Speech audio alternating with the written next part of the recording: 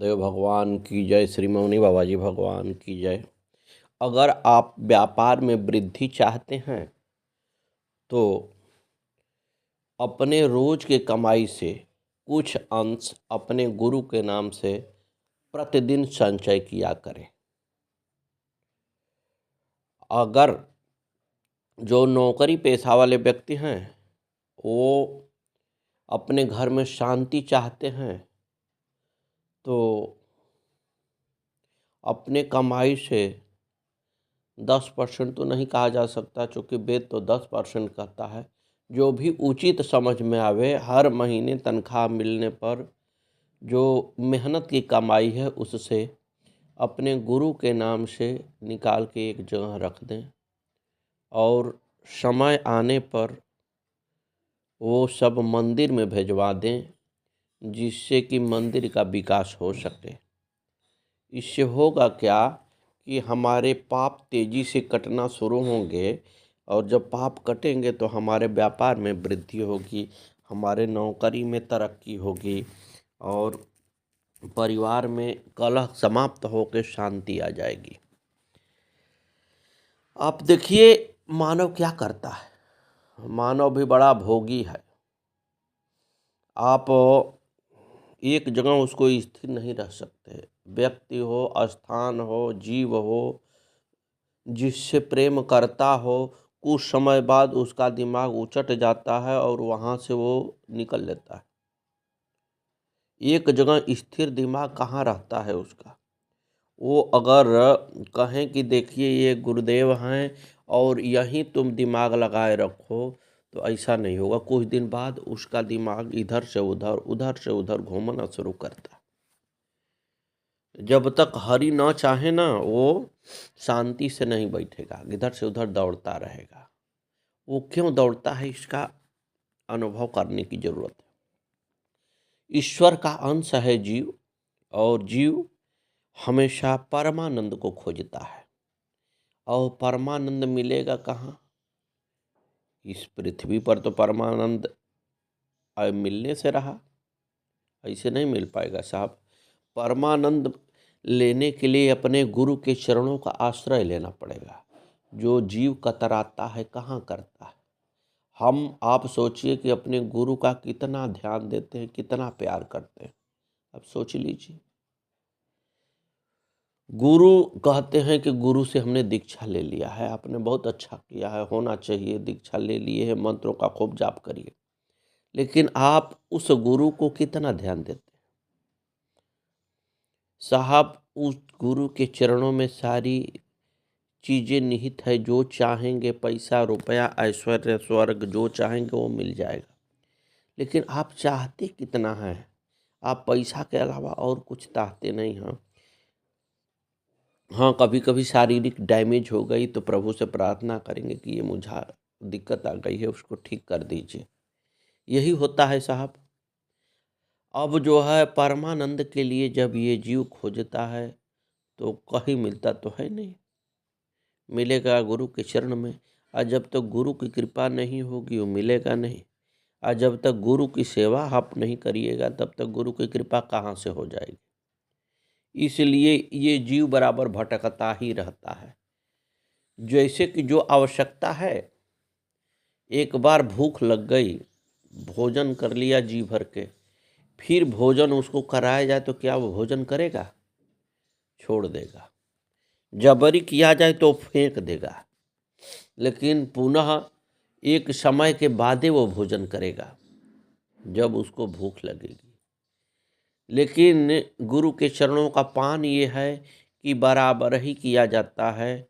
उसकी भूख उससे मिटती है जिसमें परमानंद मिलता है। सदगुरु के चरणों में मिलता है साहब परमानंद। चूँकि वही ब्रह्मा विष्णु महेश है, वही इष्ट हैं हमारे। अगर सच्चे सदगुरु, ढोंगी बाबा की मैं बात नहीं करता, सच्चे सदगुरु की बात यहाँ हो रही। तो हम एक दृष्टांत आप सभी को बताते हैं। आप देखिएगा कि कैसे माया व्यक्तियों को उलझा के उठा के पटक देती है। एक संत महात्मा थे, वो तपस्या कर रहे थे। उनको ये भान था कि अगर इस दुनिया के अन्न को मैं ग्रहण करूँगा तो मेरा दिमाग भी उसी तरह का हो जाएगा। उन्होंने अन्न को ही त्याग दिया। अब वो जो है बिना अन्न के वृक्षों के पपड़ी को, माने वृक्ष के छाले को छील के और वही भोजन करते थे उसी का, और तपस्या करते थे। हुआ ये साहब कि इससे इतनी विराट उनकी साधना हुई कि बहुत बड़े संत हो गए।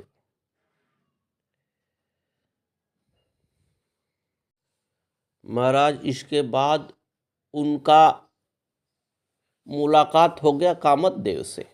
उसने कहा कि तुम बहुत बड़े संत समझते हो अपने आप को, सावधान हो जाओ, अब तुम्हारे ऊपर हम प्रहार करेंगे। संत ने कहा कि निश्चित रूप से यहाँ से हट जाओ, नहीं तो तुमको जला देंगे। कामदेव ने कहा कि हाँ जला सकते हो, लेकिन मेरे बाण से बचना बड़ा मुश्किल है, तुम बच के दिखाओ, मैं प्रहार करता हूँ। अब संत जी को क्या पता कि किस तरह से प्रहार होगा। तो जहाँ जहाँ वो वृक्ष की छाल को खा के जीवन व्यतीत करते थे, उसमें अब देखे कि प्रतिदिन उसमें बढ़िया सा मीठा पुआ इस तरह से लपटा हुआ है। अब संत जी हलवा यही सब संत जी खाने लगे। अब जय देखे तो उसमें लगा हुआ है। तो संत जी को ये समझ में आया कि वृक्ष मेरे डर से ये इतना बढ़िया भोजन मुझे दे रहा है। कुछ दिन ग्रहण करने के बाद संत देखते हैं कि एक जो है बहुत सुंदर मधुर पायल की आवाज़ सुनाई दे रही है। और जब वो ध्यान से देखे तो वो महिला सभी पेड़ों पर जहाँ से छाला वो ग्रहण करते थे वहाँ वो ले जाके हलवा वगैरह लगा रही है। संत ने कहा सावधान, तुम कौन हो? उसने कहा महाराज मैं आपकी दासी हूँ और आपके भोजन का ही प्रबंध मेरा काम है। अब मैंने देखा कि आप जो है पपड़ी खा के रह जा रहे हैं, इसीलिए हमने रोज़ पेड़ों पर छाला लग के जगह पर मेवा लगा देती हूँ कि उसी को ग्रहण करिए। आप शरीर भी हृष्ट पुष्ट हो जाएगा, बहुत कमज़ोर हो गए हैं तपस्या करते करते। संत जी ने कुछ नहीं कहा, वो चली गई और वही क्रिया फिर होने लगी और संत जी खाने लगे। अब महाराज जब जैसा कहते हैं ना कि जैसा अन्न खाते हैं व्यक्ति वैसा ही उसका मन हो जाता है। अब संत जी जो है इस महिला को एक दिन बुलाते हैं और कहते हैं कि ऐसा है कि अब तुमको पेड़ों पर घूम के लगाने की काम नहीं करना है, उससे कोई फ़ायदा नहीं है, वो मेहनत करती हो। तुम बगल की हमारी कुटी है वहीं ले आकर मुझे भोजन दे दिया करो, मैं ग्रहण कर लिया करूँगा। उसने हाथ जोड़ के महाराज जी से कहा कि अति उत्तम, आपका सेवा ही तो मेरा धर्म है, आपने आदेश दे दिया, बहुत अच्छी बात है, मैं आज से यही करूँगी। अब महाराज वो जो है नित्य प्रति भोजन ले आके महात्मा जी को कराने लगी और महात्मा जी भोजन करने लगे। अब महात्मा जी का दिमाग उसी में रम गया। एक दिन उस महिला से महात्मा जी ने कहा कि ऐसा है कि तुम किसी न किसी से शादी अवश्य करोगी, तो क्यों न मुझसे ही तुम शादी कर लो। वो युवती बड़ी प्रसन्न हुई, लेकिन उसने कहा कि ये हमारे अधिकार क्षेत्र का बात नहीं है, ये मेरी माँ ही समझ सकती है।